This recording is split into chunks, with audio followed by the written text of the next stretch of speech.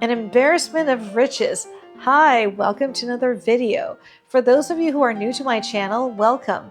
My name is Katherine Bergman. I'm a floral designer with over 30 years of experience, and I share my love of flowers every week. Today we're going to be making these two lush and gorgeous springtime arrangements with crabapple from my garden, Snowball viburnum, and David Austin roses. So let's get started. For this first arrangement, we're going to use these beautiful flowering branches in this large container. And I'm going to show you a technique where instead of floral foam or chicken wire, we're going to make a grid. What I have here is bowl tape. Bowl tape is like a very sticky, thin tape that we use to tape foam to a bowl. And we're going to use bowl tape to make a grid over the top of our vase. And that's going to hold our stems in place. With the tall arrangements, instead of the foam today, we're going to do this technique. Now, ideally, I should have bowl tape that's clear. I know I have a roll somewhere, but I can't find it anywhere. So we're just going to use the green, and don't worry, this is not really going to show. Now, the stems are pretty thick, so I'm not going to make a very fine grid. Just enough so that the stems don't flop over when we put it in. And the placement of the stems are not going to be as precise as when we're doing a smaller arrangement, because I don't mind it being kind of free form and crazy looking, right? Because we want the sinewy stems of the crabapple to show.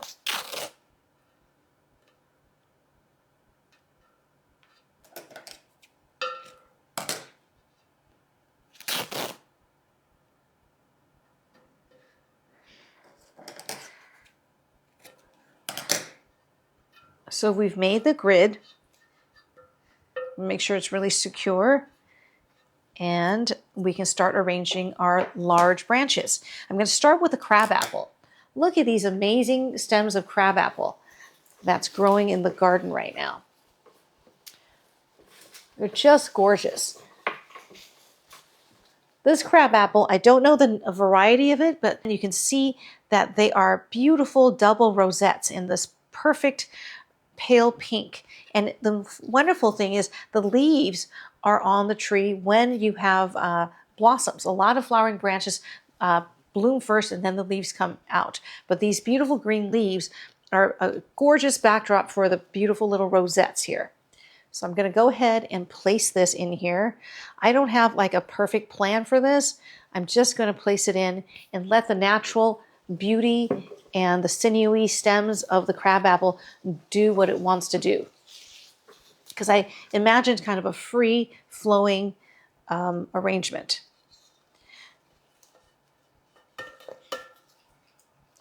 You see how this, the grid is holding our flowers in place?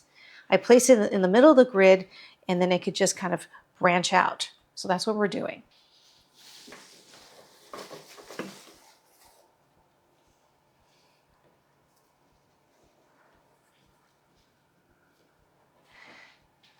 And I don't know exactly how I'm going to do this arrangement, like the exact placement. I'm just looking at the branches and where it wants to go. There we go. Beautiful. I wish we had flowering branches all year round. I would love to use this all the time.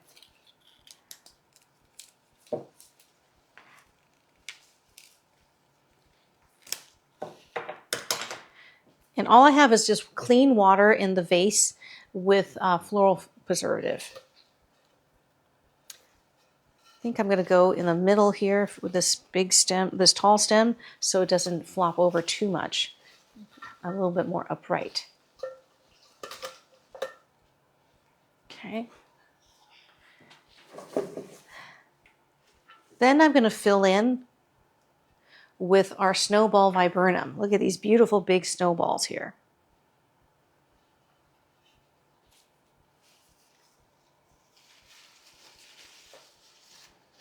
Cut this one a little shorter, have it be sort of a low focal point here, and it will also hide our tape.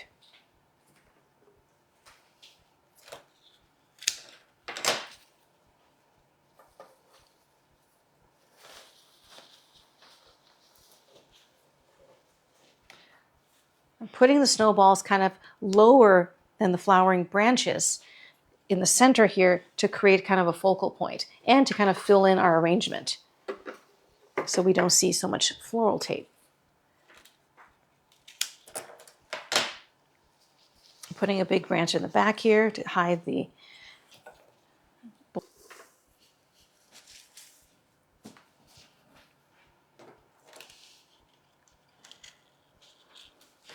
and I don't want the viburnum as tall as the flowering branches because I don't want the stems to be crossing. Does that make sense? Don't want, you know, to compete with our flowering branches, which is going to go really high above our arrangement, high above the arrangement. With snowballs around the perimeter, it hides our bowl tape, so we don't have to worry that we did not get clear bowl tape. So that's what we have right now. And this is pretty nice as it is, but I think we'll add a focal flower. I was going to do roses, but my roses are not quite tall enough. So I think we will use some lilies. I bought some beautiful white Casablanca lilies here, and we're just going to add them to the center of this arrangement. Even the lilies are not very long stemmed, but long enough just to have, so we have like a focal flower here. I only have 3 stems of lilies that I purchased. We're just going to go ahead and add it in here to create like a focal point for our arrangement.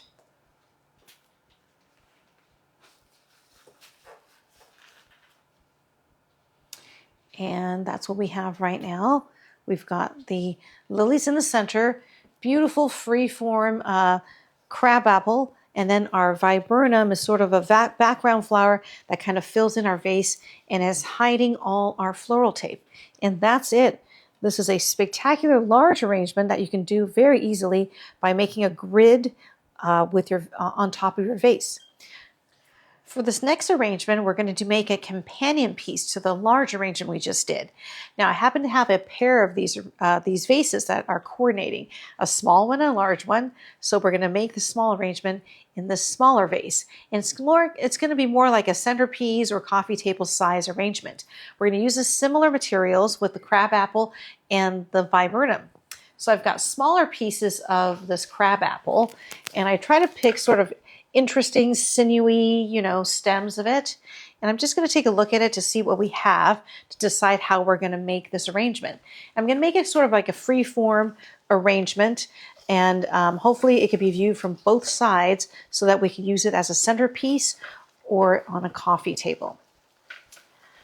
So it's all tangled. There we go. All right, so we've got a lot of big, beautiful pieces here. And then we have a nice straight piece here. Okay, I think I know what I'm going to do. And in addition to the crabapple and the viburnum, I'm going to be using these beautiful pale pink Geoff Hamilton roses from my garden and this David Austin rose called Glamis Castle. Both are David Austin roses. All right, I'm going to take a look at this. I don't think I want it to be too tall an arrangement just because we're going to be using it more as a centerpiece. Okay, and I'm thinking of doing sort of like a crescent, you know, like an open design with a focal point in the center. That seems to be, you know, sort of in vogue now to have the like an open arrangement like this. There we go. I'm gonna go ahead and set this line here. You know what? There we go. It's kind of the way I envision this.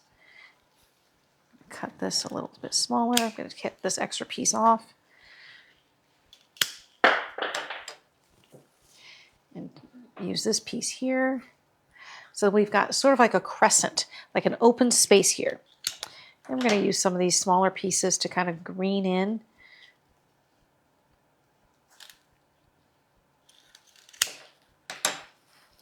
This is a beautiful crabapple that was planted years ago by my mom. I'm going to take this little piece off since it seems to be in the way so that we can't get our stem fully in the foam, and that's why we have this rotation. Okay, here we go. There we go. All right, now it's more secure. Okay. And that's what we have from both sides, you can see, right? So we've set the lines to be sort of open like a crescent shape, and we're going to make this a two-sided arrangement instead of the usual one-sided arrangement because I want to use it at sort of like a centerpiece. So I'm going to go ahead and sort of green in with the small pieces of crabapple that we have. Just a little bit here and there. We've got lots of other materials we can use.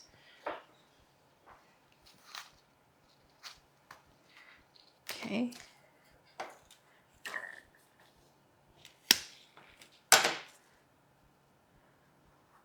Okay, so we've got the beautiful sinewy lines. And let me go ahead and get some snowballs.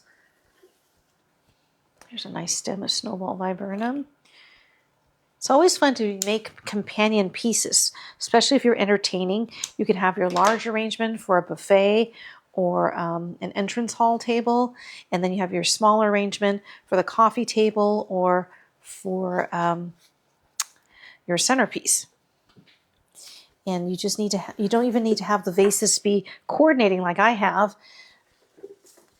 It would be fine if you had just, you know, similar materials. It doesn't have to be the same vase. But I happen to have a large one and a small one of this kind of vase that I bought at Hobby Lobby of all places. It was on clearance and it was very inexpensive.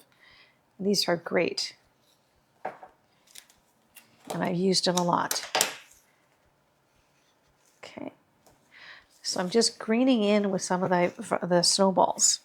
The snowballs are almost like a a spring version of hydrangeas. Now I'm going to add my roses. I'm going to add, so the Geoff Hamilton roses, I wish we can use them in the big arrangement, but the stems, look how short they are. That's the problem when you're using your homegrown roses. Sometimes the most spectacular roses don't have the longest stems. Now Geoff Hamilton is a very long-lasting cut flower, and it's one of my favorites. It's always in bloom. The bush itself is a little bit not the most beautiful. It's kind of upright and skinny, but the flowers are amazing. And these flowers last a long, long time, which is wonderful. Because some of the garden roses just don't last, right? But this one actually lasts a long time.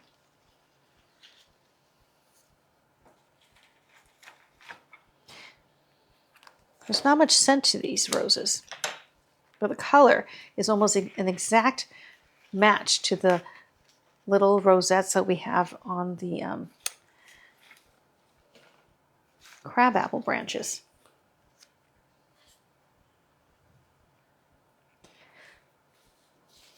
So once again, I'm kind of creating a focal point with the pink roses at the base of this arrangement.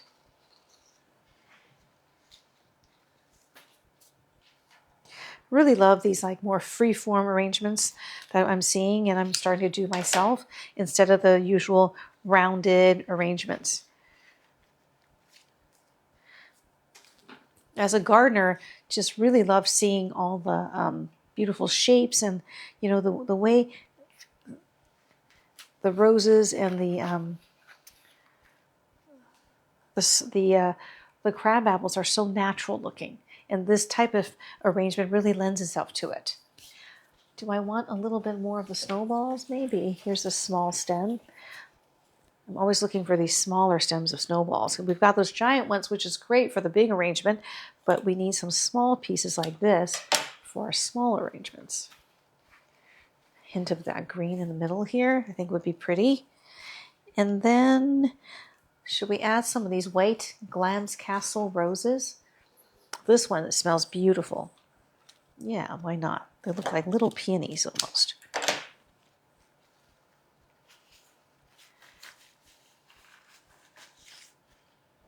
I added a stem here. Just love all the buds that come on the stem with the large rose. Look at that. Looks like a Redoute rose, right? You can see in a print from Redoute.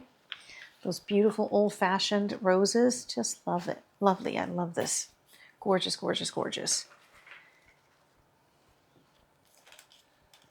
My favorite time of year. The roses are all perfect. no diseases, still all fully in bloom. And the heat hasn't made them go dormant yet because it's not hot yet. So everything's all perfect right now.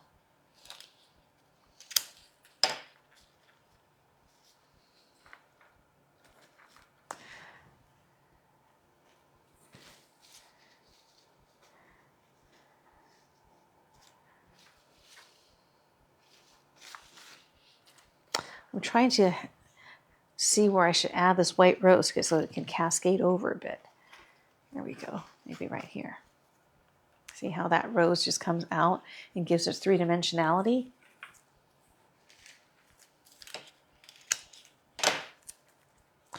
Now this Glamis Castle is not a very long-lasting rose, so we'll enjoy it for the next few days. And I may take it out and replace it or add more of the Geoff Hamilton roses.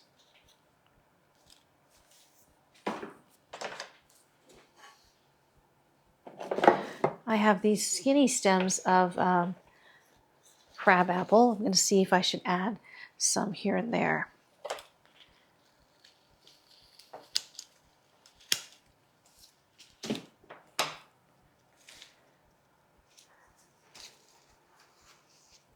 Just add a little piece there. Can add a little piece here to extend the line over here.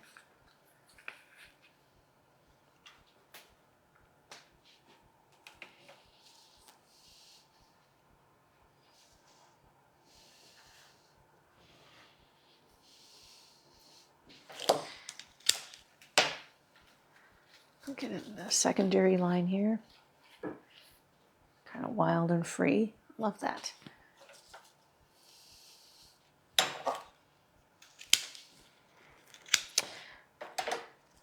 So fun to go out in the garden to see what's blooming. This is the time of year where, you know, I don't plan what I'm going to do for my videos. I just kind of go out and see what inspires me. And sometimes the best arrangements are the ones that, you know, are unplanned. Okay, I'm going to step back and take a look, see if I'm missing anything, if I need to add anything. Looking pretty good.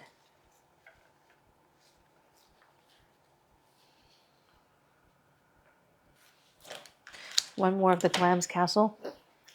It's a little bit full blooming, but I'm going to go ahead and add it in right here.